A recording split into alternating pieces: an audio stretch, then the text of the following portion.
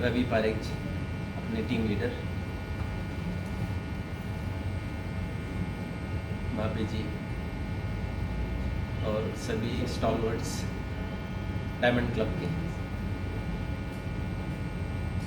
मैं मेरे बारे में बहुत कुछ बताना नहीं चाहूँगा क्योंकि जो भी फिगर्स आपके सामने हैं, और ये खुशी की बात है कि मैं ये मेरा जॉब संभाल के काम कर रहा हूँ।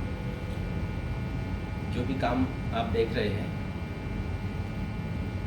तो काम अच्छा ही है और इसमें इम्प्रूवमेंट की बहुत ज़रूरत है और वो ज़रूर होंगी, इतना भी मैं एश्योरेंस देता हूँ।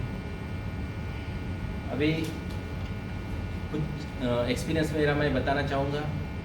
एक 2-4 दिन पहले ही एक हमारे क्लाइंट है, उनको डिस्चार्ज मिला हॉस्पिटल से।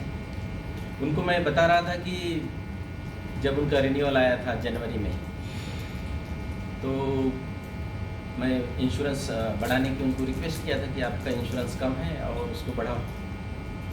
उनका लाइफस्टाइल देखिए, मॉर्निंग वॉकिंग जाते हैं बराबर, प्योर वेजिटेरियन है, ओवरवेट नहीं है, सब कुछ एकदम नॉर्मल आइडियल लाइफ जैसा, इनसे अपन सीखने जैसा है। तो अचानक मुझे फ़ोन आता है कि इमरजेंसी है और उनको हॉस्पिटलाइज करना है, कोकिलाबेन करना है या ओकार्ड करना है। पालघर में ले रहे नहीं है, पालघर में फैसिलिटी नहीं है। तो मैं उनको सजेस्ट किया कि ओकार्ड बेस्ट है, अपने नज़दीक है, पालघर से नज़दीक है, तो वहाँ आप एडमिट हो जाओ। फिर वही बात, क्योंकि इंश्योरेंस की अमाउंट कम है, 3 लाख का ही उनका इंश्योरेंस था, तो बोले सर इतना कम क्यों? मैं बोला मैं अपना डिस्कशन हो चुका है इस बारे में, और जो आपका क्लेम है वो इतने ही अमाउंट तक मिलेगा करके, और वो सही है। अप्रूवल वगैरह भी उनको मिलने में थोड़ी देर हुई, लेकिन बाद में सब एडजस्ट हो गए। तो ये अपने को कहने की बात है कि अपन जब इंश्योरेंस पॉलिसी बढ़ाने के लिए बोलते हैं, उनको इंश्योरेंस की अमाउंट बढ़ाने के लिए बोलते हैं, तब सभी को लगता है कि मुझे कुछ होने वाला नहीं है। तो उनको ये सब अपन एग्जांपल दे सकते हैं कि भाई ये अपन इंश्योरेंस की अमाउंट क्यों बढ़ाना चाहिए। ख़ास तौर से अगर अपन देखा जाए तो अपने को इंश्योरेंस प्रॉस्पेक्टस काफ़ी कम है ऐसा लगता है, लेकिन government of India health department का अगर अपन सर्वे का रिपोर्ट देखा जाए तो around 81% of the urban population, लगभग 81% of the urban population uninsured है। मतलब अपने को बहुत ज़्यादा चांसेस है कि अपने को फील्ड में जाके ज़्यादा से ज़्यादा लोगों को इंश्योरेंस देना चाहिए।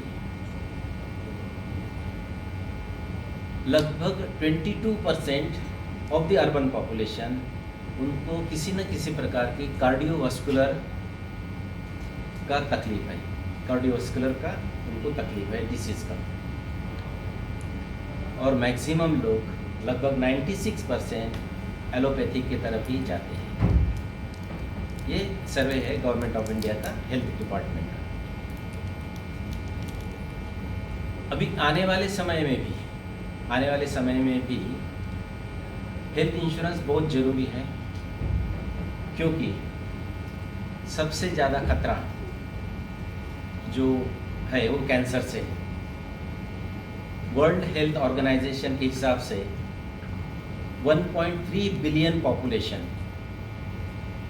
1.3 बिलियन में मतलब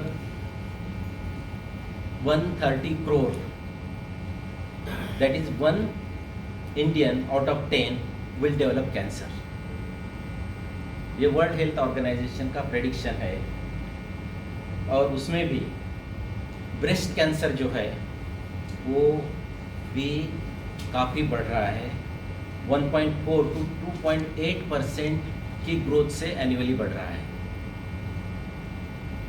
और ऑन्कोलॉजी ट्रीटमेंट अपने को मालूम ही है कि few लाख से शुरू होती है तो 5 लाख के ऊपर जाती है कैंसर की ट्रीटमेंट। तो उस हिसाब से भी ये सब लोगों को बातें अपन ने ध्यान में दिलाना चाहिए। डायबिटीज़ एक बहुत बड़ी बीमारी है। लगभग 75 million diabetes in world are from India. 75 million diabetes in world are from India, मतलब 6 लोगों में से एक आदमी को डायबिटीज़ है ही। अभी डायबिटीज़ जो है वो अलग अलग बीमारियों को लीड करता है। हेल्थ प्रॉब्लम उससे कारण और कॉम्प्लिकेशंस आ जाते हैं, हार्ट से रिलेटेड, किडनी से रिलेटेड और इससे काफ़ी रिलेटेड डिसीजेस आते हैं। और जैसा कि मैं बताया कि heart diseases, around 55 million people in India have some form of cardiovascular disease due to sedency of lifestyle and diet. जो आराम की ज़िंदगी चलती है या लाइफस्टाइल उनका जो है एक्सरसाइज नहीं करते, उसके कारण भी हार्ट डिसीजेस बढ़ते हैं और डाइट का भी एक बड़ा प्रॉब्लम होता है।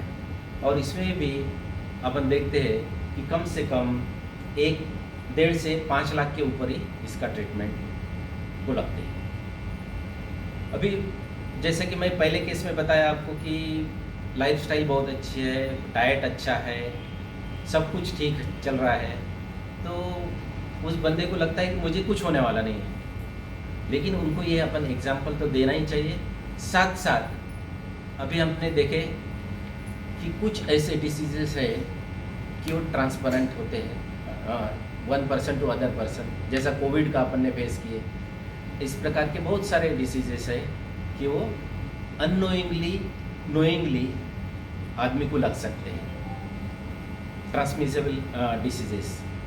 तो इस तरह के डिसीजेस का भी आदमी को धोखा रहता है, इसलिए अपने को समझाते वक्त अपने को उनको बताना चाहिए कि भाई आपको नहीं होगा, बहुत अच्छी बात है, लेकिन इस प्रकार की ज़रूरी है कि अपने को पॉलिसी लेना जरूरी है। कई बार अपन देखते हैं कि पॉलिसी लेने के लिए हिचकिचाते हैं, क्यों मैं इतना प्रीमियम भरूँ। अभी उनके पास बोलते हैं हमारे पास सब कुछ है, बहुत अच्छी प्रॉपर्टी है, मेरा शेयर्स में है, म्यूचुअल फंड में है, LIC का पॉलिसी है, तो हेल्थ पॉलिसी लेने की क्या ज़रूरत है। लेकिन हेल्थ पॉलिसी भी उतनी ही ज़रूरी है जितना आपका सेविंग्स है या दूसरी कुछ इन्वेस्टमेंट है। क्योंकि आपको अगर हेल्थ पॉलिसी नहीं होगी तो उस वक्त आपका प्रॉपर्टी, म्यूचुअल फंड या शेयर्स तुरंत काम नहीं आते हैं। अगर आपको ये सब नहीं है तो बहुत भागदौड़ करना पड़ सकता है। इसलिए हेल्थ इंश्योरेंस भी बहुत ज़रूरी है, ये उनको समझाने की ज़रूरत है। अपने नज़दीक के ही लोग हैं, उनको पॉलिसी के बारे में अपन जानकारी नहीं दे पाते। मेरे कलीग ही है, उनके मदर का नी जॉइंट का ऑपरेशन हुआ, तो मैं पूछा उनको कि भाई आप मदर की पॉलिसी ठीक है, क्योंकि उनके बाकी सब मेंबर्स की मैंने पॉलिसी लिया है लेकिन मदर की लिया नहीं था।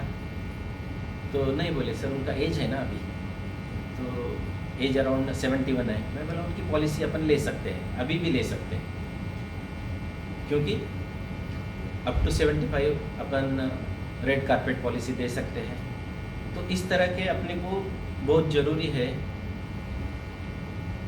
लोगों को समझाना और बताना भी, और फ्यूचर में और भी अपने को पॉलिसीज़ और हेल्थ इंश्योरेंस के ऊपर बहुत ज़्यादा फोकस करना चाहिए, क्योंकि पॉपुलेशन इंक्रीज़ हो रहा है और population day by day increase होने की वजह से हेल्थ इश्यूज़ भी बढ़ते जा रहे हैं।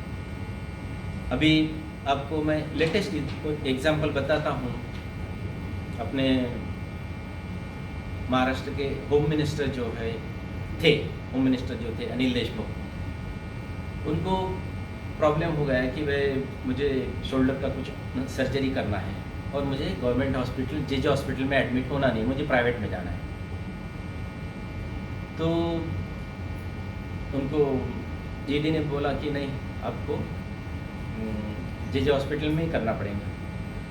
गवर्नमेंट के आदमी, मिनिस्टर, एक्स मिनिस्टर, उनको भी गवर्नमेंट हॉस्पिटल्स में इतना विश्वास नहीं है और प्राइवेट में वो जाना चाहते हैं।